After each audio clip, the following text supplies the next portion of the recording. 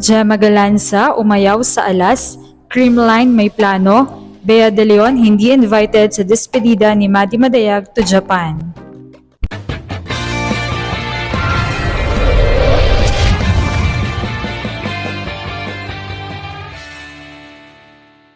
What's up, Volleyball Nation? Welcome back to my YouTube channel. Narito ako para magbigay sa inyo ng updates tungkol sa mundo ng volleyball. Pero bago yan, don't forget to subscribe and hit the notification bell para updated ka sa aking mga videos.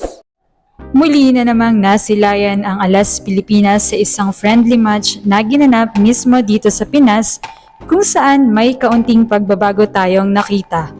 Sa pag-alis nga pansamantala ni Gia de Guzman upang magtungo muli sa Japan ay natawag na muli ang atensyon ni Chocomucho setter Mars Alba upang maging katulong ni Julia Coronel. Well, deserving naman din si Alba dahil kakikitaan naman talaga siya ng skills. Habang kapansin-pansin naman ang pagkawala ni Gemma sa lineup, siya kasi agad ang napansin ng tao na hindi kasali dito sa friendly match.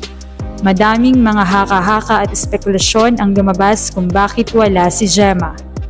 Hanggang sa nilinaw mismo ng kanyang talent manager Carmela Tunay na si Gemma mismo ang nag-request na hindi muna mag-join sa team ngayon para sa mga friendly matches. Ang tanong ng netizens bakit kaya hindi ito nag-join? Hindi na naman napigilan ng mga fans na magsabi ng mga posibleng rason.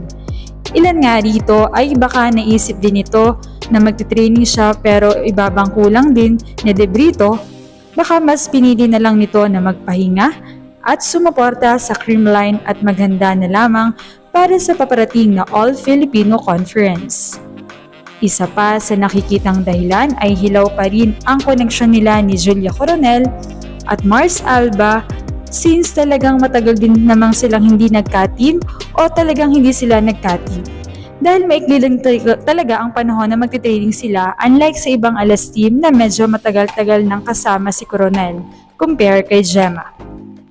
Isa pa ay friendly match pa lamang naman ito at mas maiging paghandaan ang mga susunod pang international games. Samantala ay dumako naman tayo sa top 1 sa standings ng Invitational Conference Creamline kung saan may goal nga ang mga ito para sa Grand Slam. Ika-4 na championship title from last year sa EFC hanggang this Invitational Conference. Ayon naman sa mga players ay hindi nila masyadong pinipressure ang sarili but they just want to play their game. Ibigay ang best nila at kung ibibigay yun sa kanilang Lord ay ibibigay talaga. Kita naman ngayon sa galaw ng team na very determined sila na manalo muli this conference. Samantala, Maddie Madayag malapit nang umalis para sa kanyang stint sa Japan. Ito nga ang first ever import stint ni Maddie sa kanyang career. Well, deserving naman si Maddie dahil talagang pinagtrabahuan niya ito at chance na rin talagang lumabas sa kanyang comfort zone. Nagkaroon nga ng simpleng salo-salo sa kanyang nalalapit na pag-alis. Kasama niya dito sina Jamie La Vittoria, Kat Tolentino, Jules Samonte at ang kanyang boyfriend at iba pang mga kaibigan. Subalit missing in action si Bea na isa ring naging matalik niyang kaibigan. Pero simula nga nang nalipat na ito sa Creamline ay mukhang nagkalamat na ang friendship nila. Kahit pa nga nakikita silang magkasama. Pero still, baka naman talaga busy si Bea since lumalaban nga ngayon ang CCS para sa Invitational Conference. Hangad naman ng marami na magtagumpay si Maddie Madayag sa kanyang stint sa Japan kagaya ng kanyang co-Ateneo player na si Gia Morado de Guzman na malamang ay magkaharap din sila. Gayun din ang team ni Jaja Santiago na kamakailan nga lamang ay naging Japanese citizen na. Samantala ay buo pa rin ang paghahanda ng mga teams ngayon na kasali sa Invitational Conference upang matapos ito ng matiwasay at mapaghandaan pa rin ang susunod pang conference na nalalapit after this Invitational. Anong masasabi niyo rito? Leave a comment below.